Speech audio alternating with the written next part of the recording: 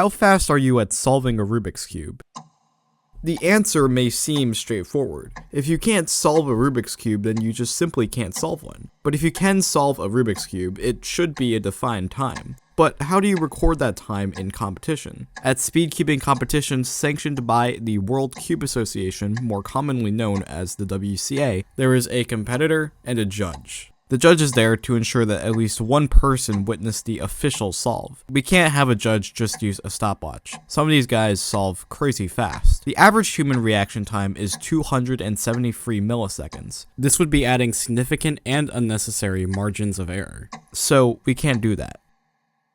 We're not allowed to use smart cubes either, as stated in the WCA regulations, a handbook of all of the rules that exist in competitive speedcubing. So we use this, the StackMat Pro Timer. The timer is made by SpeedStacks, a cup stacking company, hence the name SpeedStacks. The World Cube Association uses this timer for official solving, and its design has changed over the years. This timer solves a lot of issues. These two pads with the hands and the yellow circles are sensors. They're built so that the timer can be started with hands face down and away from the cube. And that is how this whole mess started. The timer is built with a curve on the side, but notice how I could slide my hands off of the timer. Maybe I could start the timer with my palms, or even my wrists. Maybe I could touch the cube and do a couple of moves before the timer actually starts timing. Obviously, this is against the regulations. The words are clear. You need to start with your hands down, not touching the cube. This timer start isn't the same as this timer start. But when you put it all together in real time, you can't see the difference. So, how did we get here?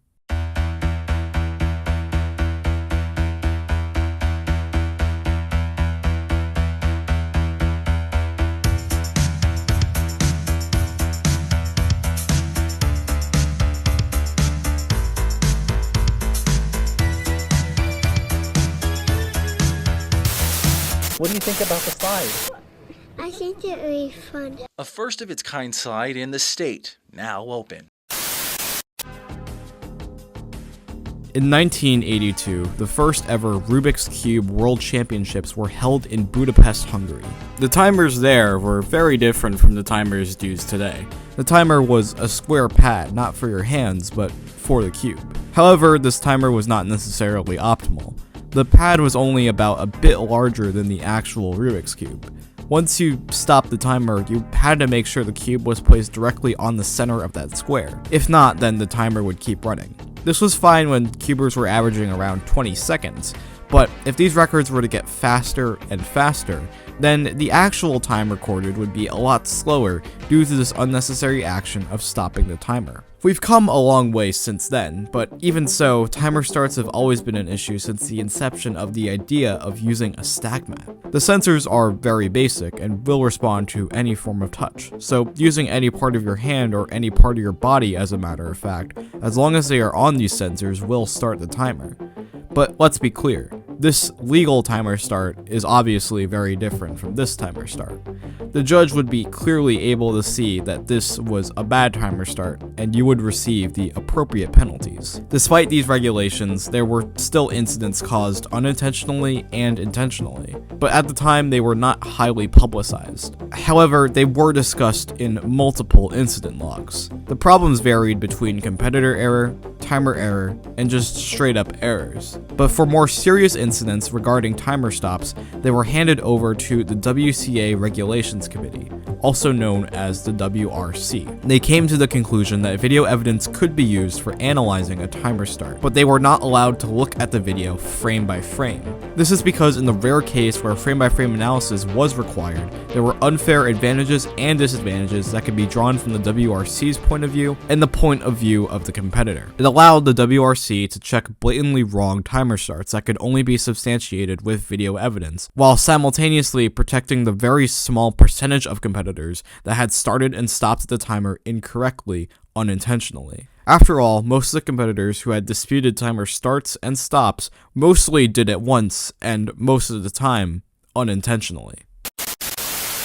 As a disclaimer, everything stated is my opinion, and my interpretation of things as someone who is well versed within the regulations and how incidents are handled. My opinions do not reflect anybody else's, including the WCA's. Sliding wasn't really a known thing. Like I said, I first heard about it from Noah, Noah Swore, and then I didn't think much of it. I didn't hear many other people talking about it. So whenever he was the only person kind of giving me this information, I thought he was kind of being a stickler or whatever. I thought there was just no reason to, like try to harass this kid's result or whatever. But no one else is really talking about it. Like, really. I've known about sliding. I've known that it could be done, but never really bothered to care about it, considering it's like no one does it unless you're blatantly being obvious. Surely, the WRC's ruling on video evidence solves the issue. In most cases, the judge would be able to see if the competitor is starting the timer improperly. I mean, the process of judging is pretty straightforward. The only job is to look at the stopwatch and focus on it to properly call inspection at 8 seconds and 12 seconds, while also keeping an eye on the competitor with possibly blurry peripheral vision. When I put it that way, yeah, I know it sounds bad. But with that being said, the competitor should never really be the issue, obviously. As a judge, we can put full trust into knowing that 100% of competitors will always do the right thing and start and stop the timer properly. And as competitors, having a judge next to us establishes authority and accountability, because we know that the judges are always paying attention to the solve you're completing and, not engaging in any other shenanigans. Right? Well, at the time, it seemed like bad timer starts and stops couldn't be abused to gain a significant advantage over an attempt at a world record, nor would anyone try to do so. Instead, the WCA had more important issues to solve, like getting rid of translucent cube covers, and delegates attempting to cheat by generating scrambles 40 days before they're actually supposed to. The normal stuff. But the idea that someone would even attempt to break a world record by breaking the regulations is unfathomable. It would be insane to not only try to attempt to unethically achieve a world record, but once you would eventually be penalized, your speedkeeping career would be forever ruined. Your legacy would become a joke, and you would join the unbelievably long list of names of cubers that have ruined their career because of blatant cheating. It would have to take a cuber with large name recognition and raw talent to somehow find a way to get past the regulations, get past the judge, and then they could do whatever they want. Surely, this wouldn't happen.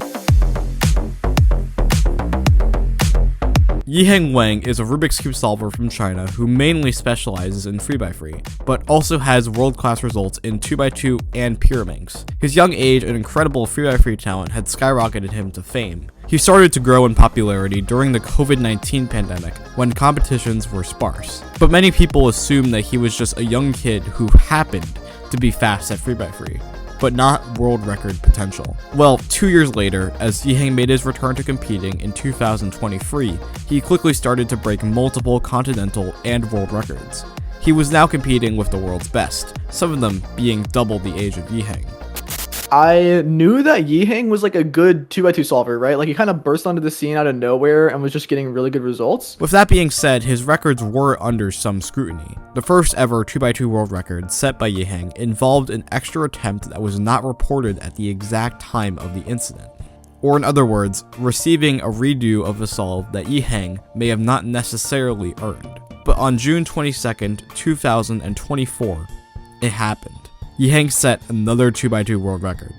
This time it was a 0.78 average. Compared to the previous world record at the time, a 0.92 set by Khanani, this was a huge drop, one unprecedented compared to the pace of 2x2 records for the past few years. The community was in paralysis, shocked by this insane 0.14 second drop. But there's an issue. Watch this solve. Don't notice anything? Observant viewers of Yiheng's average notice that he clearly picks up the cube, but the timer display still shows the timer has not started. Surely, this has to be an anomaly with the timer. But no, this isn't an anomaly with the timer itself. Everything was properly working. However, take a look at these frames. These are approximately the spots where the timer starts timing on Yiheng's 5 solves. We can clearly see that all 5 solves show Yiheng making contact with the cube, and his fingertips are not face down on the timer. In fact, when we slow down the video, we can see that Yiheng is making an unusual motion with his wrists. You're supposed to lift your hands off the timer. not slide your hands off the timer. And by the way, this isn't entirely Yiheng's fault. He was probably told by a coach or his parents that this technique could be used to achieve faster results. He was probably told this would improve his times, and the WCA couldn't do anything about it if they couldn't use frame-by-frame analysis. If you were able to get away with sliding fast enough, there was no way you could prove that you broke the regulations if you were watching the solve at full speed. And Yiheng's coaches were right. So congratulations. The WCA now has a flaw on its hands. We didn't want to use frame-by-frame analysis because it would be easy for the WRC to hand out unfair claims or advantages when exposed to evidence that could only be analyzed frame by frame, especially when the competitor had no clear repeat intention of abusing the regulations, let alone abuse timer starts to set a world record. But in this case, Yiheng's coaches did have an intention to break the regulations. There's no way that Yiheng could have coincidentally started the timer like this in all 5 solves of his average. Even so, these records were technically breaking multiple regulations at once, if we count the +2 penalties for improper timer starts that include contact with the puzzle, and straight up DNFs for turning the puzzle before starting the timer. From our analysis of the average, these timer starts in total broke 3 regulations 8 times. An official average with 8 regulation violations probably shouldn't stand. Because I heard there was like a 19 TPS solve. You know, it didn't look like 19 TPS. Like 19 TPS is a crazy number, okay? And so it was confusing to me that I saw 19 TPS and it didn't seem that crazy.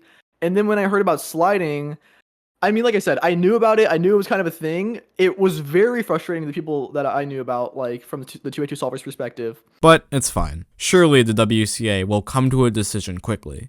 Yeah, this is going to take a while, but hopefully it will be resolved by the time the North American Championships and the European Championships roll around. After June 22nd, the next competition weekend rolled around. And there was nothing. I mean, it's fine. The decision made by the WCA would have implications that couldn't be evaluated in merely 6 days. No matter what decision was made, someone would be mad. If Yiheng's average was disqualified, this would satisfy the greater community, but would anger Yiheng and his coaches. And considering Yiheng's influence and status as a world record holder, people would be forced to listen to his opinions, creating minor rumblings in the community. So it was important to tread with caution.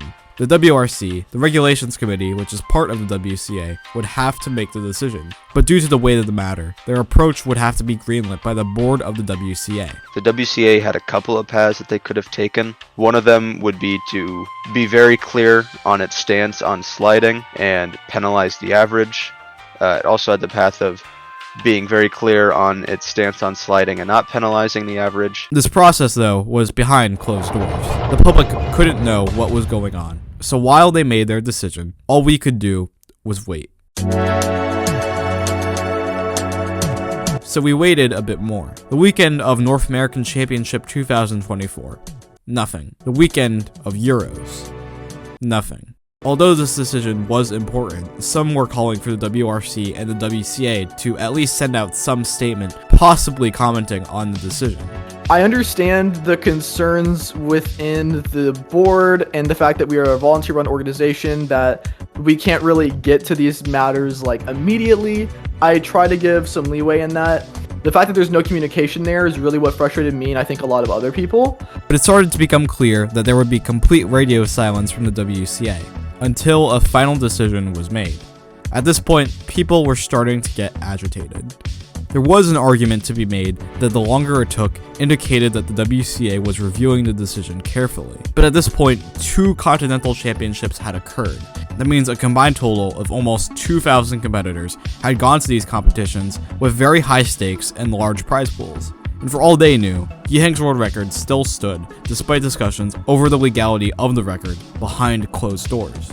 Did they make a decision already? Were they still in the process of making a decision? Maybe they were proposing something big, something that could change the WCA and the way we time solves.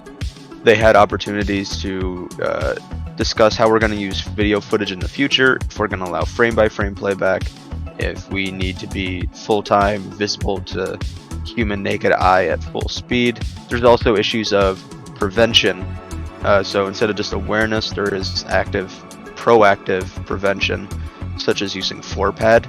On G5 timers, the little thumb pads at the bottom that are used only for cup stacking currently, can be used to help prevent this sliding technique. You know, when you think about it, it's like, oh, well, the decision on sliding is not, or the decision on 0.78 is not just, oh, is sliding legal, is sliding not legal? It's potentially, do we completely overhaul the way we do times? Like, do we switch to 4-pad? Do we lock ourselves into speed stacks patent for like the next 20 years? Do we try to like switch to another timer system? Do we try to get a new timer made? So like, it made sense to me that there was a lot of time being taken for this decision to be made, because obviously it's not just, does 0.78 stand? You have to figure out how you're going to regulate this type of issue. But these theoretical conversations about changing the WCA were all speculation and rumors. The claim that these discussions were happening could not be backed up by any substantial public evidence because it simply did not exist. There was no public communication from the WCA to the greater community. And for all you and I knew, the WCA could have been plotting anything. There was nothing we could do other than wait. The month of August rolled around. Nothing. Labor Day weekend. Nothing. The month of September is starting to come to a close, and the community is only becoming more agitated. You're hoping to hop on that new $9 million water slide when Waldemere and Waterworld opens up in May. You may be a bit disappointed. It seems construction is running a bit behind. At this point, the world record was still standing, but there was no response from the WCA. Obviously, 3 months is a very long time for a decision to be made, considering North American Championships, European Championships, and Australian Nationals, of which Yiheng was in attendance and competed in 2x2, and over 600 competitions had occurred without any official word on the world record. This created two schools of thought. Those who were discontent on the length of time the WCA was taking were now becoming mad, and would express said discontent on various forms of social media, while those who were not knowledgeable about the situation would make assumptions and claim that sliding is legal. They would go on to say that Yiheng's world record had nothing wrong in it, and it's perfectly okay to break the WCA regulations with purposeful intent. All of these false claims would spread throughout community members who may have not been as knowledgeable about the situation. As this was happening, the discontent group would continue to grow more frustrated, not only on the issue remaining unsolved, but the amount of false information and assumptions spread around by various members of the community.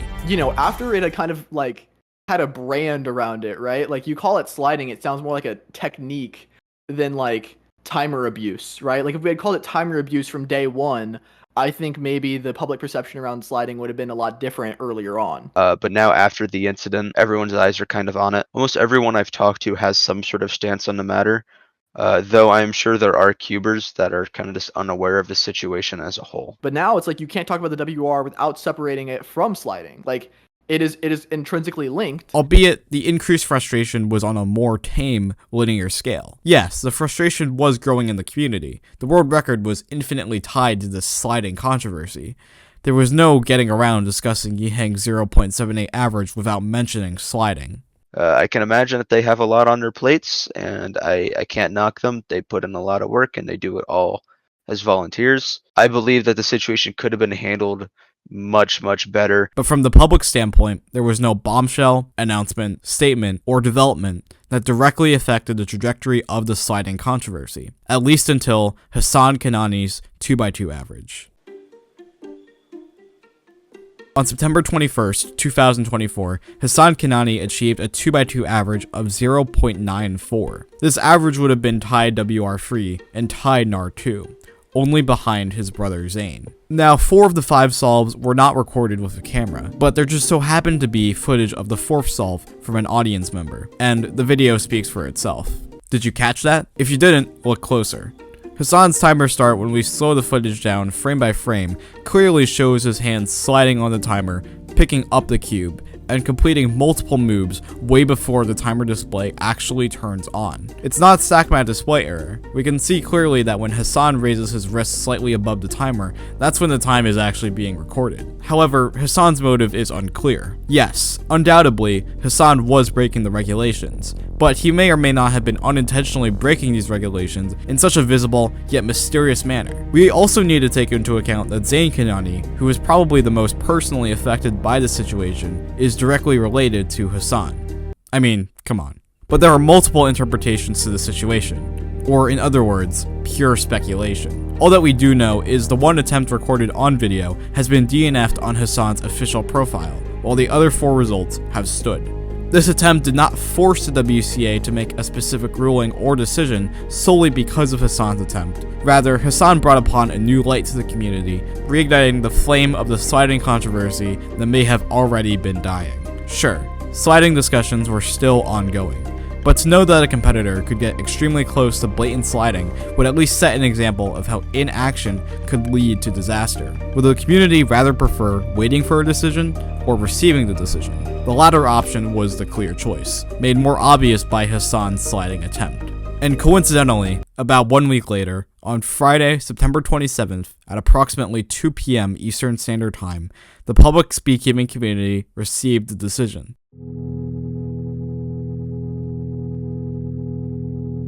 The decision was split into 2 parts. One part was announced by the World Cube Association Regulations Committee, and one part was announced by the board, both of whom consulted each other to reach a final ruling. In the WRC's response, they addressed a new policy on frame-by-frame analysis. They addressed and changed previous precedent to reflect that full-speed analysis could not conclusively penalize competitors who gained unfair advantages. This means that frame-by-frame analysis could finally be used to rule on penalties in official attempts, effective immediately and only for future attempts. But if they said only for future attempts, then Yiheng's average would not fit into this time frame.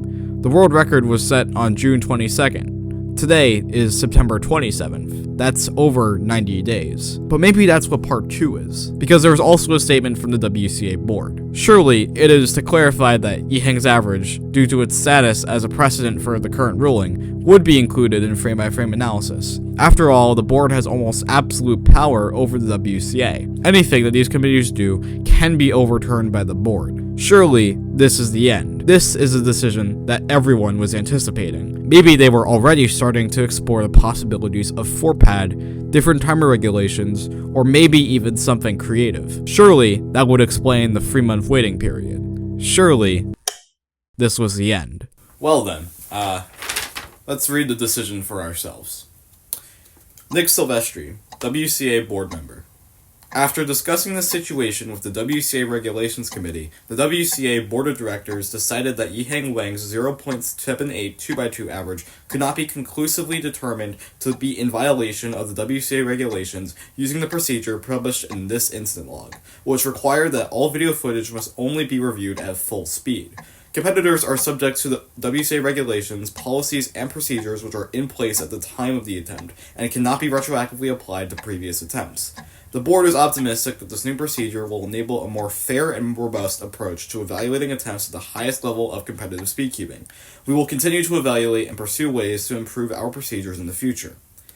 TLDR, Yiheng's 0.78 2x2 average will stand. No, this can't be right. I mean, you've seen the evidence right here. It's clear, despite what the board says, that Yiheng clearly broke the regulations at the time. It's been a regulation almost since the start of the WCA. And yes, I understand that you couldn't have looked at it because of frame-by-frame analysis, but this is a glaring exception to the rule that should be punished. The board's actions imply that if you break a regulation, and the WCA can't figure it out simply because of roadblocks that they set for themselves, and yes, you are allowed to break that regulation and get away with it.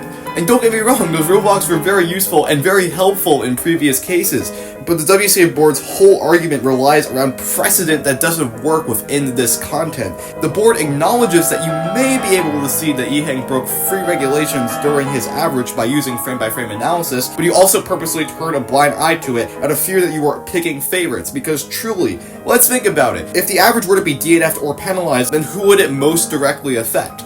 Yiheng. The WCA makes the claim that they don't want to seem biased against Yiheng, but that's what this specific 2x2 average deserves. That's also what his coaches deserve, to know that breaking the regulations is wrong. And you know what, let's call it what it is. I've been calling it the politically correct term of breaking the regulations, but let's specifically address what Yiheng's coaches told Yiheng to do. They told him to cheat. They told him to break the regulations to gain an unfair advantage over other competitors. That's a literal definition of cheating in the Oxford Dictionary. You know what the worst part is? The WRC voted anonymously to penalize Yiheng's average. Twice. And despite that, the board overruled their decision.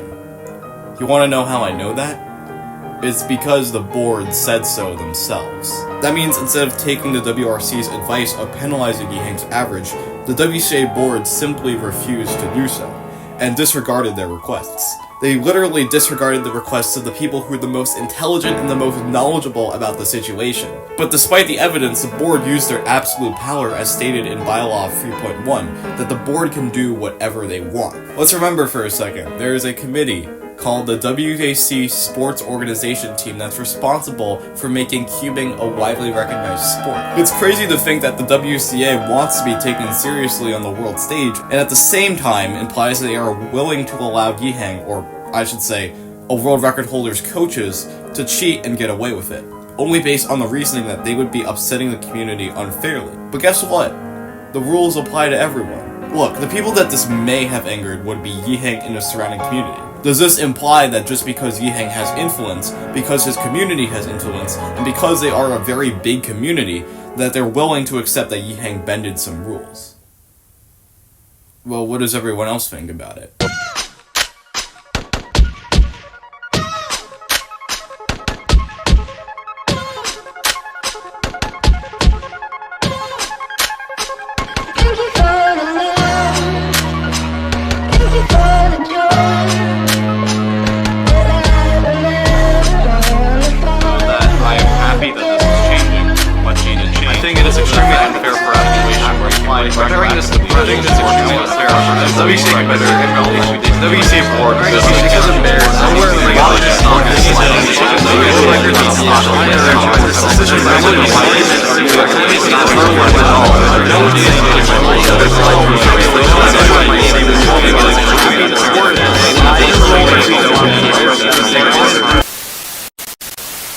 This is a really popular Swedish amusement park. Flames spread across several water slides and a hangar-like building at the Oceana Water Park.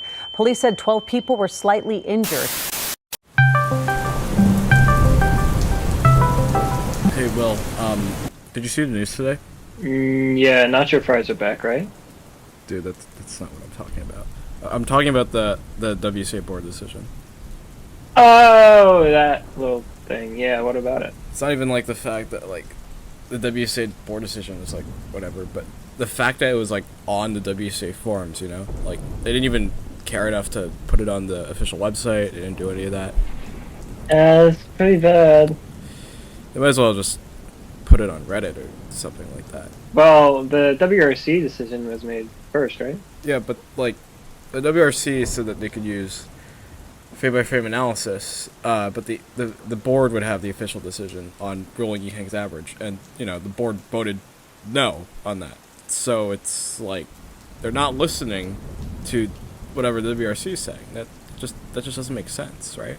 I mean, yeah, the board doesn't have the best track record, especially in recent history. But if our community's voice is stronger, then isn't that the most important thing, really? Okay, but that doesn't still change the board's decision. Do we really think that the board's going to go back on their word, you know? Like, I mean, they can. They barely have the power to do whatever they want. I just don't understand. Like, what more is there to do? I mean, 4-pad is still an option. It works as a timer, and it would virtually eliminate a lot of sliding attempts in the WCA. But like, that's really complicated, though, you know? Like, not all communities have the capacity to get that timer, you know? Yeah, but if that doesn't work, then we just got to keep advocating for the WCA to just simply overturn their decision. Well, that decision took like over 3 months to make. Whatever they were doing, which was, nothing, they had to think it over. They're not going back on their word. Yeah, but there's a pretty good chance the WCA just didn't realize what the community's reaction would be. I mean, there's already a petition to overturn the .78 with thousands of signatures. It's not like these voices haven't been heard. The board has to know about them. Fine, but do you think that the board is going to do anything about this? Like you said before, the WCA can do whatever they want. I just don't know anymore. I feel like I've lost all trust in the board, you know? And the worst part is that I used to love this organization. Whoa. Let's just think about what you just said. You used to love this organization, right? Yeah. Used to? So? Well, you're still signed up for competitions, right? Yeah, I guess, but And you're still gonna sign up for competitions next year, right? I mean, doesn't mean I love the board. It just means I love the sport. I mean, but why are you letting just those 5 people control your opinion on the entire WCA?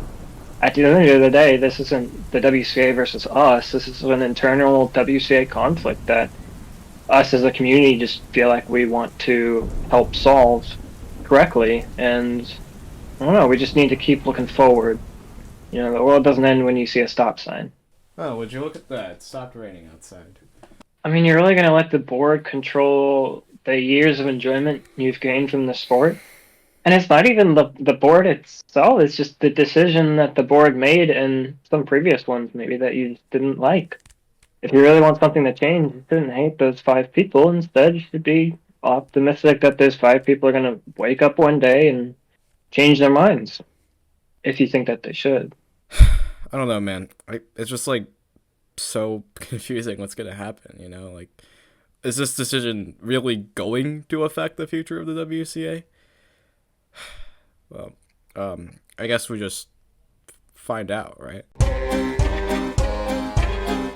This is the most vocal, defiant, and consequential response to the board's decision. It's referred to as the petition, but the original name of this document was the Magna Carta, a direct allusion to the famous historical document of the same name that established that the King of Spain was not above the law. This document proposes similar ideas, that the board does not have absolute power, that the board's overruling of the WRC's decision should have never happened. They say that this caused the greater community to lose trust in the WCA, and therefore they needed to establish checks and balances. They propose that the board would need to complete various actions to regain trust in the community, such as resigning from any team leader position in the WCA, establishing new ways the board can be held accountable, and most damning of all, and the most relevant to the current situation, to publicly announce their support to reverse the WCA board's overruling of the WRC concerning the frame-by-frame analysis incident. If not, then they would call for a vote to remove each member of the WCA board individually. Wait, let's back up. How did we get here? What was once a fairly simple question, did Yiheng cheat, has now created doubts in the WCA. It has exposed and uncovered the incredibly high amounts of power the WCA board has, so much so to the point where we are willing to possibly remove the board over this abuse of power. Now, under the bylaws of the WCA, only 5% of voting members are required to call a special meeting and to propose a vote. If this petition received the signatories of 13 WCA voting members, then a special meeting could be called.